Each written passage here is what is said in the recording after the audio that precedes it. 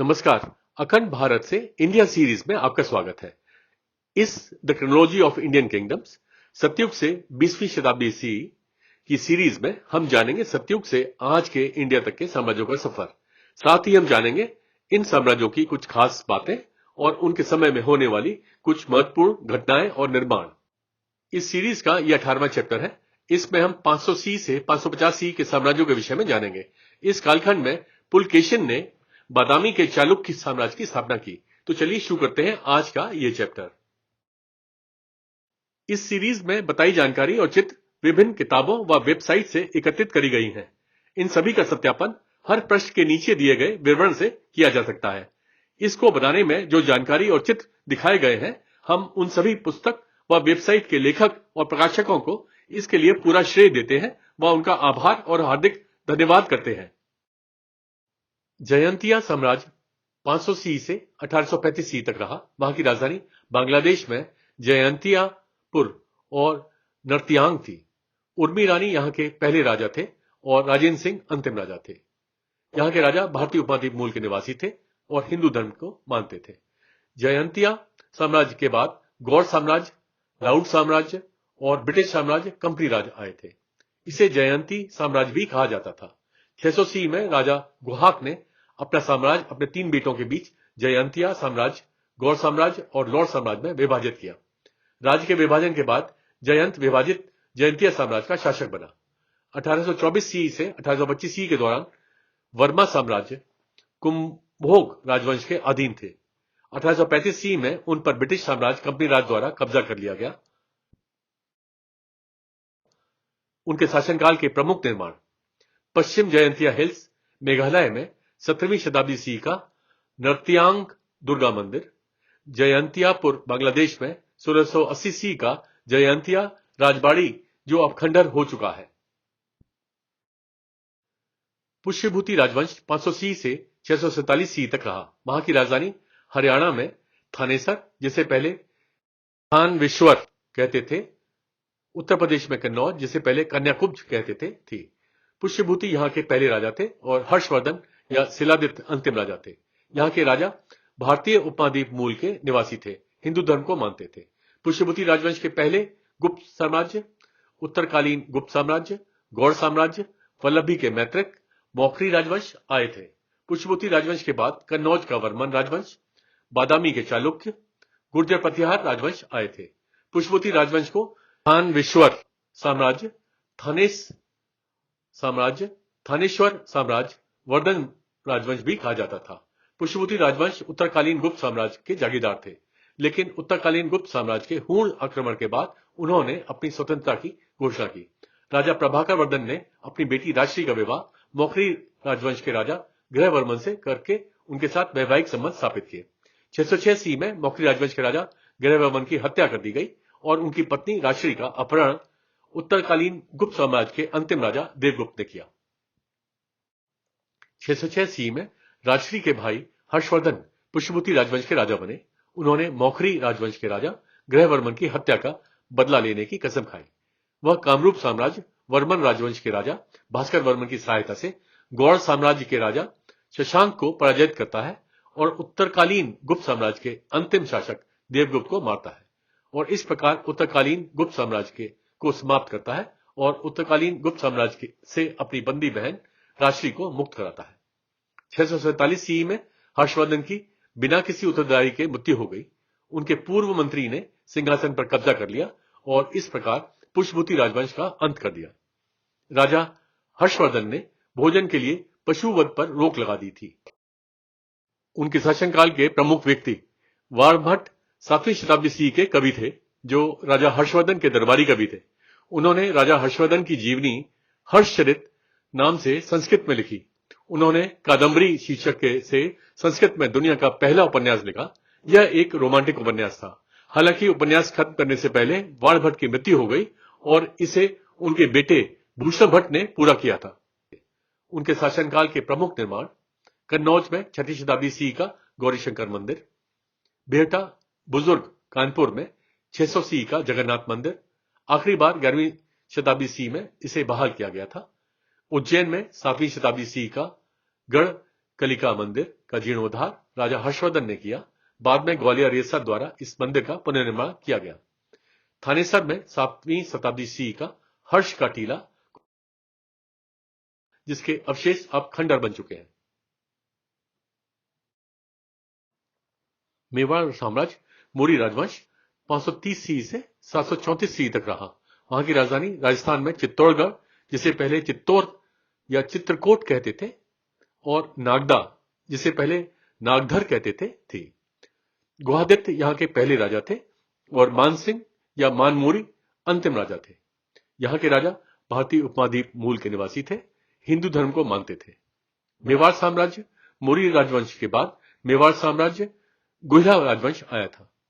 मौर्य राजवंश मगध साम्राज्य मौर्य राजवंश के चंद्रगुप्त मौर्य के वंशज है। महेंद्र द्वितीय के शासनकाल 688 सी से 716 सी के दौरान उमैयद खिलाफत ने चित्तौड़गढ़ पर हमला किया था। अंतिम राजा मानमोरी ने राजकुमार बप्पा रावल को अपने राज्य में आश्रय दिया और उन्हें अपने राज्य का जागीरदार बना दिया। बप्पा रावल ने अरबों के खिलाफ मानमोरी के अभियान का नेतृत्व किया, जिससे उन्हें बहुत प्रसिद्धि मिली। 734 सी में बप्पा रावल ने मानमोरी को अपदस्थ कर दिया और अन्य रईसों की मदद से चित्तौड़ के राजा बने और मेवाड़ साम्राज्य गुहिला राजवंश की शुरुआत की। उनके शासनकाल के प्रमुख निर्माण राजा चित्रांगदा मौर्य ने भारत के सबसे बड़े किले चित्तौड़गढ़ किले की नींव रखी, जो 7वीं शताब्दी सी में बनकर तैयार हुआ था। 713 सी में राजा मानमोरी ने चित्तौड़ में मानसरोवर झील का निर्माण किया। बादामी के चालुक्य 543 सी से 753 सी तक रहा। वहां की राजधानी कर्नाटक में बादामी, जिसे पहले वातापी कहते थे, थी। पुलकेशिन प्रथम यहां के पहले राजा थे और कीर्तिवर्मन द्वितीय या रहप्पा अंतिम राजा थे। यहां के राजा भारतीय उपमहाद्वीप मूल के निवासी थे, हिंदू धर्म को मानते थे और कन्नड़ और संस्कृत उनकी भाषा थी। बादामी के चालुक्य के पहले मालव साम्राज्य, वाकाटक साम्राज्य, वासुगुल्म शाखा, बनवासी के कादम, पुष्यभूति राजवंश, महेशमती के कलचुरी, कोंकण के मौर्य, बेलगांव का त्रिपावर्त साम्राज्य, दुर्जय राजवंश आए थे। बादामी के चालुक्य के बाद राष्ट्रकूट राजवंश, पूर्व चालुक्य राजवंश, नवसारिका के चालुक्य, कुरुगोडू सिंध साम्राज्य आए थे। चालुक्य ने 6वीं और 12वीं शताब्दी के बीच दक्षिण और मध्य भारत पर शासन किया। 3 निकट से संबंधित लेकिन भिन्न राजवंश थे ये। बादामी या वातापी चालुक्य जागीरदार में नवसारिका के चालुक्य शामिल हैं। पूर्वी या वेंगी चालुक्य, पश्चिमी या कल्याणी चालुक्य जागीरदार में लाट के चालुक्य शामिल हैं। उन्हें चालुक्य वंश या वातापी के चालुक्य या प्रारंभिक चालुक्य भी कहा जाता है।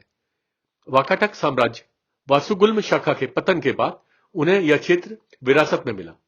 गुप्त साम्राज्य के पतन का लाभ उठाते हुए पुलकेशिन प्रथम ने वातापी को अपने नियंत्रण में ले लिया और इसे अपना राज्य बादामी के चालुक्य की राजधानी बना दिया।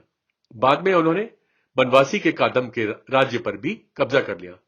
उन्होंने मंदिर वास्तुकला की नई शैली भी शुरू की, जिसे चालुक्य वास्तुकला या वेसर शैली कहा जाता है, जो नागा शैली और द्रविड़ शैली का संयोजन है। इसमें द्रविड़ शैली योजना और नागा शैली का आकार है।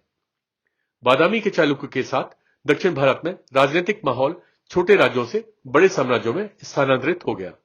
753 सी में अंतिम राजा कीर्तिवर्मन द्वितीय राष्ट्रकूट राजवंश के अपने कथित जागीरदार दंती दुर्ग के खिलाफ लड़ाई में हार गए। उनके शासनकाल के प्रमुख निर्माण बादामी में 543 सी का बादामी किला, एहोल में 550 सी का रावणफाड़ी गुफा मंदिर, नागनाथपुरा बादामी में 6ठी शताब्दी सी का नागनाथ मंदिर, एहोल में 6ठी शताब्दी सी का गलगनाथ मंदिर परिसर, बादामी में 6वीं शताब्दी सी का राक्कट बादामी गुफा मंदिर, एहोल में 6वीं शताब्दी सी का चालुक्य शिव मंदिर, जिसे पहले लाडखान मंदिर भी कहा जाता था क्योंकि लाट खान नाम के एक राजकुमार ने इस मंदिर को कुछ समय के लिए अपना घर बना लिया था।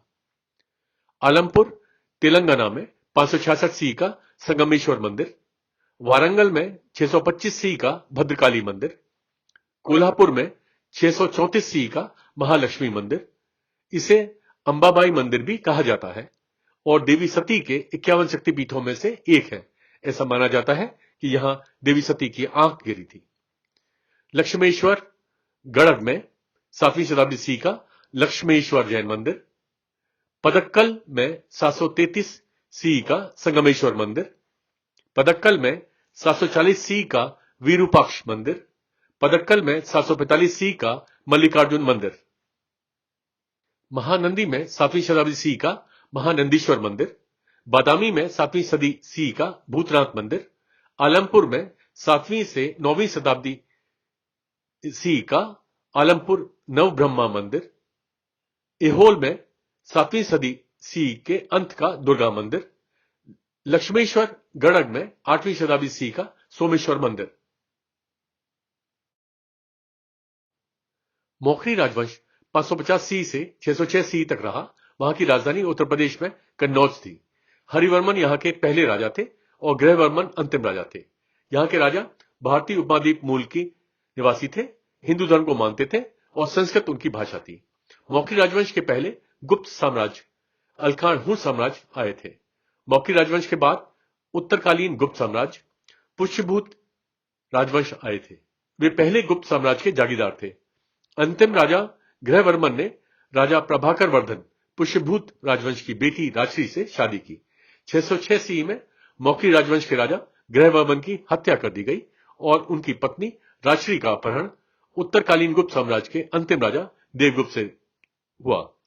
राजश्री पुष्यभूति राजवंश के राजा प्रभाकर वर्धन की बेटी थी।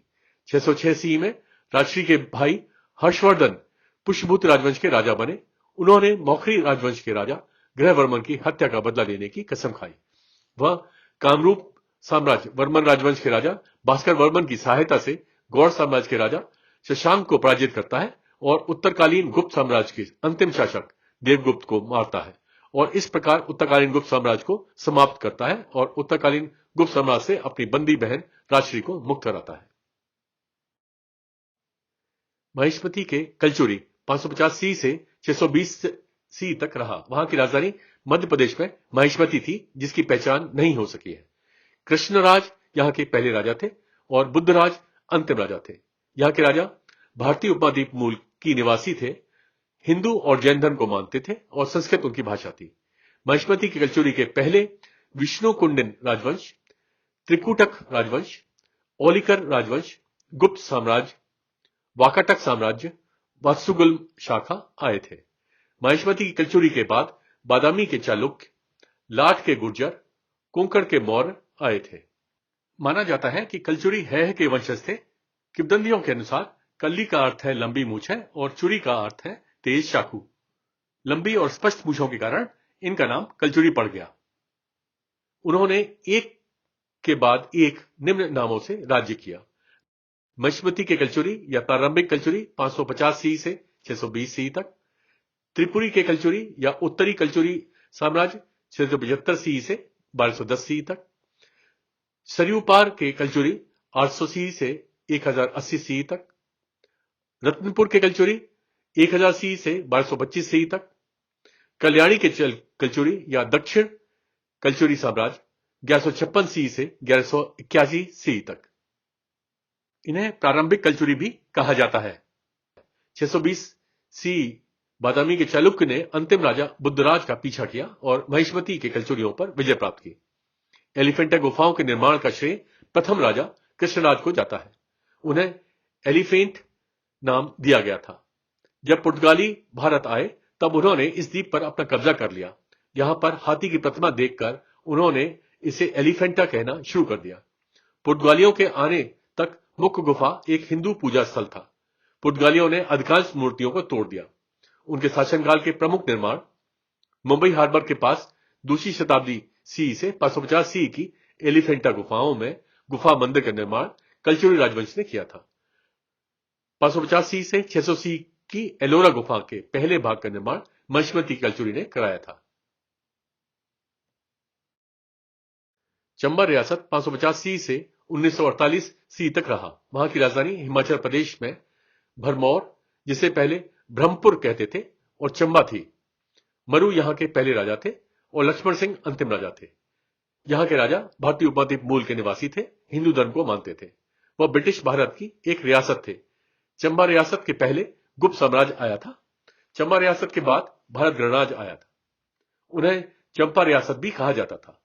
920 सी में राजा साहिल वर्मन ने राजधानी को चंबा में स्थानांतरित कर दिया, जिसका नाम उनकी बेटी के नाम पर रखा गया था। चंबा पर मुसलमानों ने कभी आक्रमण नहीं किया। 1840 सी में यह ब्रिटिश साम्राज्य कंपनी राज के कब्जे में आ गया। 1948 सी में इंस्ट्रूमेंट ऑफ एक्सेशन पर हस्ताक्षर कर वह भारत गणराज्य में सम्मिलित हुए। उनके शासनकाल के प्रमुख निर्माण भरमौर में 7वीं शताब्दी सी का 84 मंदिर, भरमौर चंबा में 700 सी का लक्ष्मण देवी मंदिर, छतरारी चंबा में 8वीं शताब्दी सी का छतरारी देवी मंदिर, चंबा में 925 सी से 940 सी का चंपावती मंदिर, साहो चंबा में 925 सी से 940 सी का सुई माता मंदिर, भरमौर में 950 सी का नरसिंह मंदिर, चंबा में 10वीं शताब्दी सी का लक्ष्मी नारायण मंदिर, भलेई चंबा में 1569 सी का भलेई माता मंदिर, चंबा में 1762 सी का चामुंडा देवी मंदिर। मांडव्यपुरा के प्रत्यार 550 सी से 861 सी तक रहे। वहां की राजधानी राजस्थान में मंडौर, जिसे पहले मांडव्यपुरा कहते थे, और मेड़ता, जिसे पहले मेदांतका कहते थे, थी। हरिचंद यहां के पहले राजा थे और ककुक्का अंतिम राजा थे। यहां के राजा भारतीय उपद्वीप मूल के निवासी थे, हिंदू धर्म को मानते थे। मांडव्यपुरा के प्रत्यार के बाद गुर्जर प्रत्यार राजवंश आया था। उन्हें मंडौर के प्रत्यार भी कहा जाता है। प्रत्यार का अर्थ द्वारपाल। उन्होंने भगवान राम के भाई लक्ष्मण के वंशज होने का जिक्र किया है, जिन्होंने भगवान राम के प्रत्यार के रूप में सेवा की। वे गुर्जर प्रत्यार राजवंश के जागीरदार बन गए। गुर्जर प्रत्यार राजवंश के विघटन के बाद वे मंडौर पर शासन करते रहे। अंतिम शासक ककक्कू के बाद वे गुर्जर प्रत्यार राजवंश में विलीन हो गए। उनके शासनकाल के प्रमुख निर्माण 6ठी शताब्दी सी में उन्होंने मंडौर किले की प्राचीर का निर्माण किया। दुर्जय राजवंश 450 सी से 612 सी तक रहा। वहां की राजधानी आंध्र प्रदेश में पीथापुरम, जिसे पहले पिष्टपुरा कहते थे, थी। राणा दुर्जय यहां के पहले राजा थे और पृथ्वी महाराज अंतिम राजा थे। यहां के राजा भारतीय उपद्वीप मूल के निवासी थे, हिंदू धर्म को मानते थे। दुर्जय राजवंश के पहले विष्णुकुंडिन राजवंश आए थे। दुर्जय राजवंश के बाद बादामी के चालुक्य आया था। वे करिकाल चोल के वंशज हैं और प्रारंभिक चोल साम्राज्य संगम युग की एक शाखा है। उन्होंने विष्णु कुंडिन राजवंश के जागीरदार के रूप में शुरुआत की और बाद में स्वतंत्रता की घोषणा की। 611 सी में बादामी के चालुक्य के राजा पुलकेशिन द्वितीय ने अंतिम शासक पृथ्वी महाराज को हराया। गणपति के गरवापाड़ू अनुदान में कहा गया है कि दुर्जय वंश के संस्थापक राणा दुर्जय थे। पटोला शाही राजवंश 6ठी शताब्दी सी से 760 सी तक रहा। वहां की राजधानी पाकिस्तान अधिकृत कश्मीर में गिलगित थी। श्रीबदत्त यहां के अंतिम राजा थे। यहां के राजा भारतीय उपद्वीप मूल के निवासी थे, बुद्ध धर्म को मानते थे और संस्कृत उनकी भाषा थी। पटोला शाही राजवंश के पहले कुषाण साम्राज्य, अलखाहुन साम्राज्य आए थे। पटोला शाही राजवंश के बाद कायानी राजवंश आया था। प्राचीन समय में इसे दरद साम्राज्य कहा जाता था। बाद में इसे गिलगित का साम्राज्य भी कहा गया। 753 सी में वे चीनी के तांग राजवंश के नियंत्रण में आ गए। 707 सी में तांग राजवंश के बाद तुर्कों ने इस क्षेत्र पर नियंत्रण कर लिया और त्राखान राजवंश की स्थापना की। अंतिम शासक श्रीबदत्त नरबख्शी राजा था। अजूर जमशेद, जिसे शमशेर के नाम से भी जाना जाता है, फारस का एक कयानी राजकुमार था जो अरब आक्रमण के कारण फारस से भागकर यहां आ गया था। उसने पटोला शाही राजवंश के अंतिम शासक श्रीबदत्त की बेटी से गुप्त रूप से शादी की और उनकी बेटी के साथ साजिश के तहत श्रीबदत्त को राजगद्दी से हटाकर शासक बन गया और इस तरह कायानी राजवंश शुरू किया। उनके शासनकाल के प्रमुख निर्माण 600 सी सिंहासन रूपी बुद्ध की प्रतिमा, 7वीं शताब्दी सी की पत्थर की नक्काशी वाली कारगाह बुद्ध गिलगित में पाई गई है। कोचीन साम्राज्य 6वीं शताब्दी सी से 1948 सी तक रहा। वहां की राजधानी केरल में त्रिशूर, त्रिपुनितुरा, कोची, जिसे पहले कोचीन या मट्टनचेरी कहते थे, थी। वीरा केरल वर्मा यहां के पहले राजा थे और एक के केरलम थंबुरान अंतिम राजा थे। यहां के राजा भारतीय उपमहाद्वीप मूल के निवासी थे, हिंदू धर्म को मानते थे। वह ब्रिटिश भारत की एक रियासत थे। कोचीन साम्राज्य के पहले द्वितीय चेर साम्राज्य आए थे। कोचीन साम्राज्य के बाद भारत गणराज्य आया। कोचीन साम्राज्य को कोची साम्राज्य, पेरुम्पदप्पु स्वरूपम, माडा राज्यम, कुरु स्वरूपम साम्राज्य भी कहा जाता है। द्वितीय चेर साम्राज्य के विभाजन के दौरान वीरा केरल वर्मा पेरुम्पदप्पु इल्लम के नंबूथरी के बेटे और द्वितीय चेर साम्राज्य के राजा के भतीजे को जमीन का एक हिस्सा मिला, जहां उन्होंने बाद में कोचीन साम्राज्य की स्थापना की। भारत में इस्लाम धर्म का आगमन 624 सी में मलिक इब्न दीनार, एक फारसी मुस्लिम, ने केवल व्यापार बल्कि इस्लाम का प्रचार करने और राजा रवि वर्मा से मिलने के मिशन के साथ केरल में उतरे। उनके साथ बातचीत में राजा रवि वर्मा ने मोहम्मद के बारे में सीखा और अपने बेटे को अपने राज्य का रीजेंट बनाया और खुद पैगंबर मोहम्मद से मिलने के लिए अरब व्यापारियों के साथ वापस यात्रा की। पैगंबर के साथ कुछ दिन बिताने के बाद राजा रवि वर्मा ने इस्लाम धर्म अपना लिया। वापस यात्रा के दौरान राजा की मृत्यु ओमान के दुफुर में हुई, लेकिन मरने से पहले उसने अपने दोस्तों को मालाबार में अपने सरदारों को देने के लिए 2 पत्र सौंपे।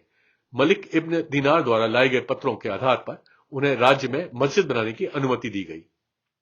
629 सी में भारत की पहली और अरब के बाहर दुनिया की पहली चेरामन जुमा मस्जिद केरल के त्रिशूर में बनाई गई थी।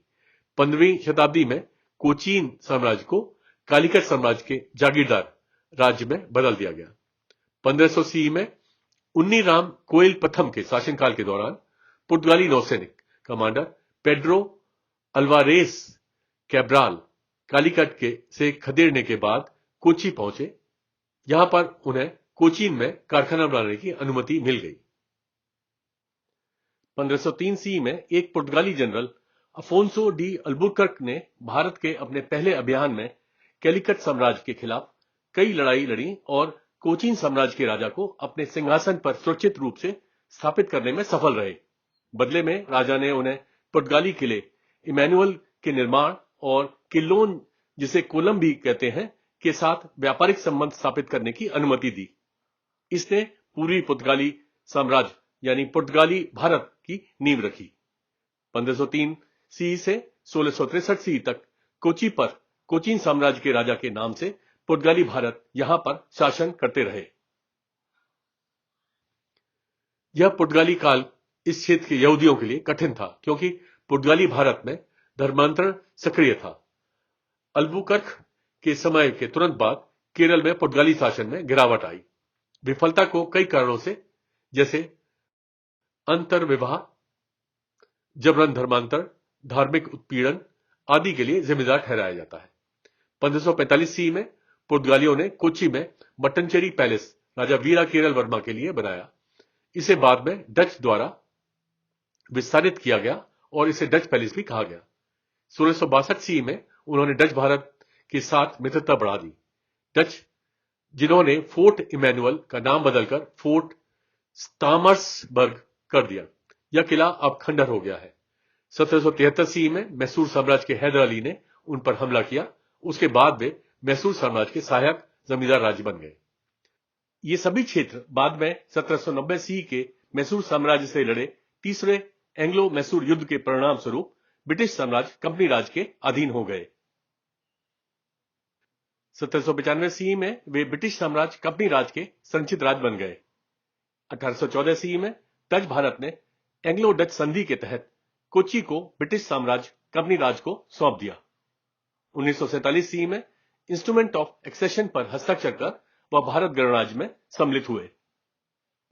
उनके शासनकाल के प्रमुख व्यक्ति 1340 सी में संगम ग्राम के माधव, एक गणितज्ञ और खगोल शास्त्री का जन्म हुआ। वेमरोह और स्फुटिकंद्राप्ति उनके खगोल विज्ञान पर उल्लेखनीय कार्य है। उनके शासनकाल के प्रमुख निर्माण मट्टनचेरी कोच्चि में 1568 सी का परदेसी सिनेगाग, यह एक यहूदी पूजा घर जिसे समृद्ध परदेसी यहूदी समुदाय के लिए सैमुअल कैस्टियल, डेविड बेलिला और जोसेफ लेवी द्वारा कोच्चि में बनाया गया था। त्रिशूर में 1795 सी का शक्तिथन तंपूरन पैलेस, त्रिपुनिथुरा में 1865 सी का हिल पैलेस। इसके साथ ही इस सीरीज का यह चैप्टर समाप्त होता है। मिलते हैं एक नए चैप्टर में, तब तक के लिए नमस्कार, जय हिंद।